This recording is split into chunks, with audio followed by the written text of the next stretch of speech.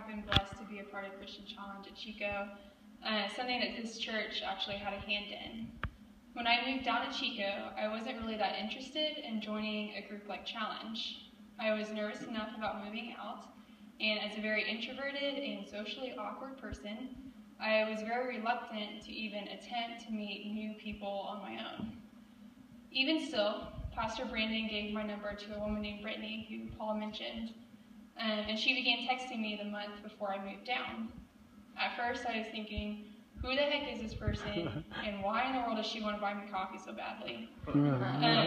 Eventually, I told her I would get coffee with her if she would just please stop texting me. But the first time that we met, she shared the gospel with me. And while I had heard it before and had even been baptized in this church, something about it clicked with me that day.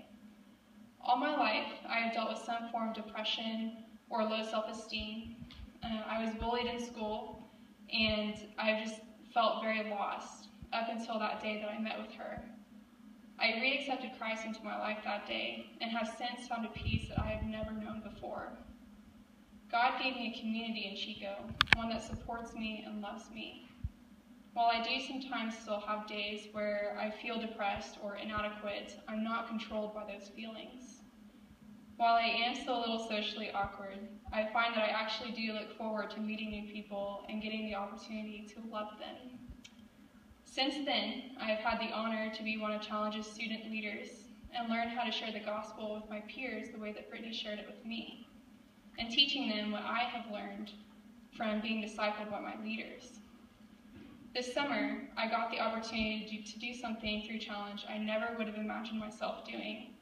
I got the opportunity to travel nearly 6,500 miles away from home to a city in East Asia with nearly 1 million college students. It was the first time I'd ever been abroad, and I'll be honest with you, I really didn't want to go at first. Asia was scary, unknown, and dangerous, but with the support of friends, family, and my leaders in Challenge, I got on that plane and ended up having the adventure of a lifetime. Our team of 4 spent 5 weeks on a university campus filled with 30,000 students. We attended our friends' classes, ate meals with students, and most importantly, shared the gospel every single chance that we got. We asked God to simply replace our team of 4 on this unreached campus, and then sat back and watched as He did so much more than that. We shared the gospel in our testimonies with nearly 30 students, and were privileged to see 7 of them commit their lives to Christ. I will never forget our friends Amy, Lily, and Sally. We met them in the library and ended up having lunch or dinner with them on a pretty regular basis. They listened intently as we shared our testimonies and shared the gospel with them at least 3 different times. When we asked what they thought about it, all 3 of them immediately responded, "Yes, we want Jesus." It was such a special moment, and I so wish that I could stay there and be able to teach them and watch them grow and learn in their relationship with Christ.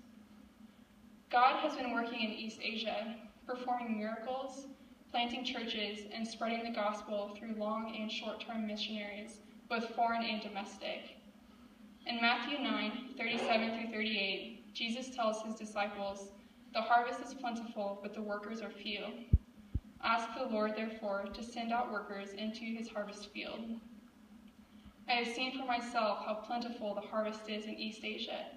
Thank you so much for sending me there. I pray that as a church, we would be able to continue sending missionaries into the fields so that more people like Amy, Lily, and Sally would get to hear the gospel and have the opportunity to accept Christ into their lives and spread His message even further.